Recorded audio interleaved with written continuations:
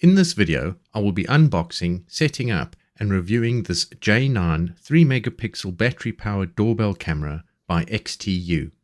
This XTU battery doorbell comes with a camera, a PIR motion sensor which is below the camera lens, and then a microphone which is below the PIR sensor. Then there is a doorbell button, and surrounding the button is an LED indicator which lights up when pressed. Below that, underneath, is a speaker, and this is all housed in a plastic casing which then fits into a device that connects to the wall. Inside the camera is a 4000 milliamp lithium-ion battery, and underneath, to release the camera from its housing, there is a hole for an unlock pin which is also provided. On the side of the camera is a reset button and the charging port, as well as the charging indicator LED and space for a micro SD card slot so you can store videos and snapshots locally. This also supports cloud storage. The doorbell takes about 8 to 10 hours to charge, and while it is charging there is a solid LED light that glows red, and when it is fully charged that light turns blue.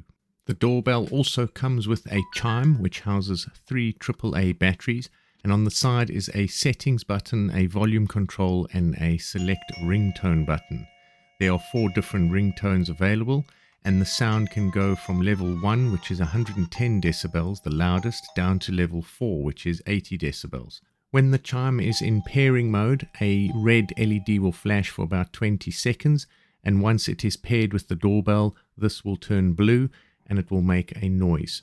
To set up the app, you just simply scan the QR codes for Apple or Android within the instruction manual. And once that's done and you open the app, you just need to register an account. And when you've given permissions for the app to do what it needs to do, you can then start adding a device. So that's easy. You can select the smart doorbell option and the smart doorbell will come up, and you can go through that process, or you can use the camera and scan the QR code on the back of the doorbell itself, and then it will initiate the installation and device setup from there. So that's the route I took to set it up, and you just wait for a bit for it to pick up the device. It will then ask which network you want to connect to, any Wi-Fi networks that it picks up. Once that's done, it will then make a noise, as you heard there, to connect. It will then tell you how to set it up with regards to installation. You can move through the setup and rename it. You also get given a QR code which you need to save for later dates if you need to connect again. And then it will just give you a few prompts when you're in the interface to see how it works.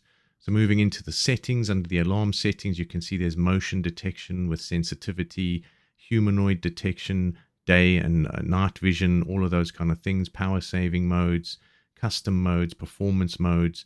And then when you look at the section to scan, what happened was the firmware popped up over here, which is good to know so that the system will keep updated when it does find new firmware updates for the camera. So I connected to that and let it download the firmware, let it update the camera, reboot the camera and initialize everything, and then we'll carry on with the setup. So continuing with the trigger areas, what I'm doing here is selecting the area where any motion would take place, then the camera would trigger and start recording. So you can set up multiple areas, which is really cool. So you can monitor the grass or wherever you want to do that. Going back to the settings, we go into image settings. Over here, you can see if there's anti-flicker. So I chose 60 Hertz for that. And with regards to night vision, you can also set this to auto or black and white for night vision. Device sharing, if family members have an account, you can share the device and add them to this. There's location management, so what networks it's on and which property it's at. The installation guide again shows you how to install it. Time settings is a 12-hour clock or 24-hour clock. Your sound settings for the microphone and the speaker you can control over here as well, which is really cool. So you can make that louder or softer. Your video encryption, you can do this. This is a bit more technical stuff where you can encrypt the videos with passwords and things like that. So you can read through that if you do get one, and you can set a password to protect them. The other thing going back is the chime. So you can pair with your chime that I showed you earlier, and you can do this where it will send a signal to the chime, and you can control the chime's music or ringtones that you have here, as well as the ring volume, and you can also unpair it from here as well. So that's also quite a nice feature, controlling the chime remotely. Then with regards to voice messaging, I think this is really cool. You just give access to your phone to record voice, and you can leave a message. So if you take long to get to the door, you can record a message just to tell the delivery guys to hold on a little bit. There's battery power consumption. I think this is quite nice as well. You can actually see where the power is being consumed. So is it from motion triggers? Is it from people pressing the doorbell? So it shows you those stats over there on the screen. So that I think is quite nice. And it will tell you everything about that on the battery.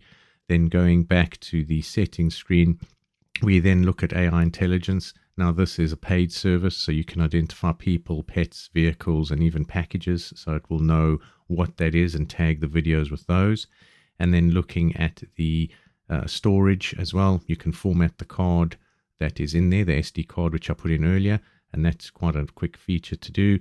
And cloud storage is another option if you want to pay for cloud storage on that. And then the last thing is the firmware updates, which we've done. And looking at the interface with live streaming from the camera, we can see we have a few buttons available. A screenshot, which will take an image. Recording will actually record the video that you're looking at now. And there's also an intercom option and motion settings, as we went through before with all the settings for that.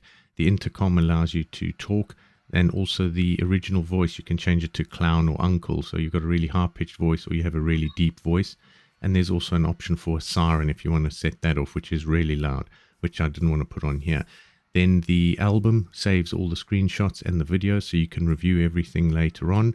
And when you look at the notifications as well that pop through on the phone, when you activate those or open those, it will take you through to this screen where you can see all the different times of motion detection that took place or ringing of the doorbell.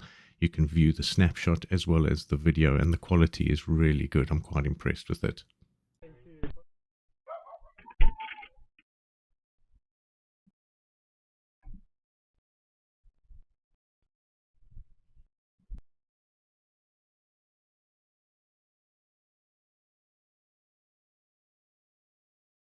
So my final thoughts on this J9 camera from XTU. It is a good camera. The price is around £50 in the UK, and for what you get, you're getting the chime as well, which is really cool. Compared to other cameras like, say, the Ring camera, you don't get the chime with the doorbell for that kind of price point. So from a price point, that's really cool. It's a nice package. It also comes with the local storage option, which Ring doesn't have and some other cameras also don't have. So that's a nice option, which I like as well. And then you've got the option for cloud storage just like the others. So it's got all of that. With regards to quality, the quality is quite good. The sensors also quite good. It picks up everything, the response time and everything like that with regards to ringing the bell and the notifications coming through, that all worked fine. So if you're looking for a doorbell that is slightly more affordable and it does everything you need it to do, I like all the options in the app. There's a lot of options, as you saw.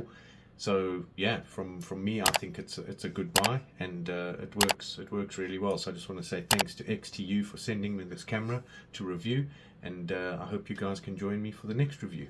Cheers.